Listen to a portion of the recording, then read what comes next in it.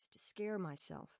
All those cheap slang terms I had heard come from the nasty, fish-like lips of Edward G. Robinson as I watched The Late Show in the den, the house dark, the screen gray-blue as a shark, my father and mother asleep upstairs.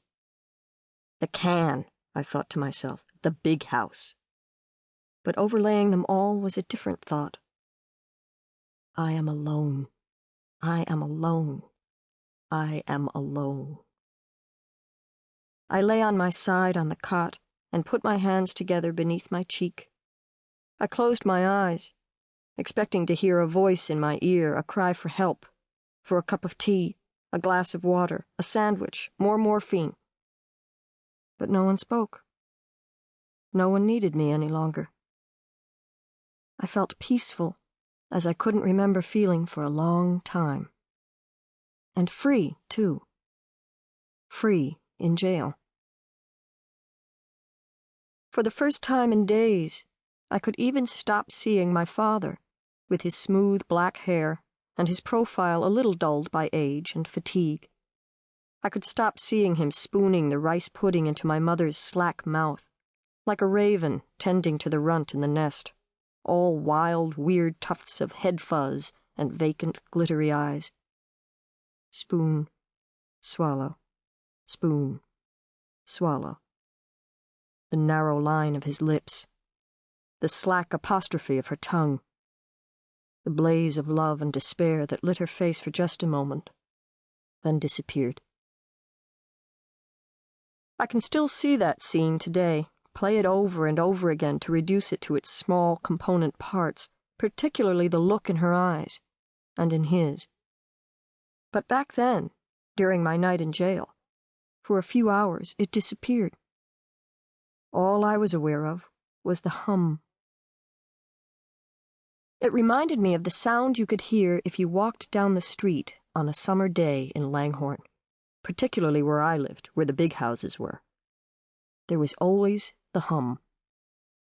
If you were attentive, stood still and really listened, you could figure out that it was the hum of hundreds of air conditioners. They were pushing cold, clean, beautiful air into cold, clean, beautiful rooms. Rooms like ours, where the moldings teased the eye upward from the polished surface of the dining room table, or the cushions, with their knife creases left by the side of someone's hand, on the big brown velvet couch across from the fireplace and the Steinway. That was how I thought about it, although that wasn't how it had been for the last few months of my mother's life.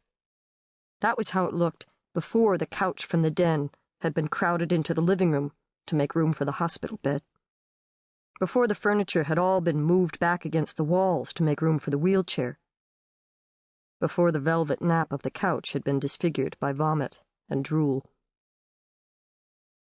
Inside the lids of my eyes, I could see a kind of dull reddish light, and it reminded me of the light on those streets at the end of the day, particularly in autumn. In the magic hour, the cars, so distinct, so identifiable, would come down our street to turn into driveways, or continue to some of the small streets and cul-de-sac further on. Dr. Belknap, the pediatrician, whose patient I had been all my life. Mr. Fryer, who worked in the city as a financial consultant and was obsessed with golf. Mr. Dingle, the high school principal, who could only afford to live on our street because his wife had inherited the house from her parents. And then, late at night, after the street lights buzzed on with their own hum, a few others came. Always last was Mr. Best, the district attorney. My brother Brian used to deliver his Tribune every morning, just after sunrise, and Bry said that every time he pedaled his bike up the driveway to the sloping sward of Pachysandra that set the Best house off from the street, Mr. Best would be standing there. Impatient at dawn, he would be tapping his narrow foot in leather slippers, wearing a corduroy robe in the winter and a seersucker robe in summer. He never gave Brian a tip at Christmas, always a baseball hat that said, "May the best man win," which was what Mr. Best gave out in election years. An election year was coming up when I was in jail.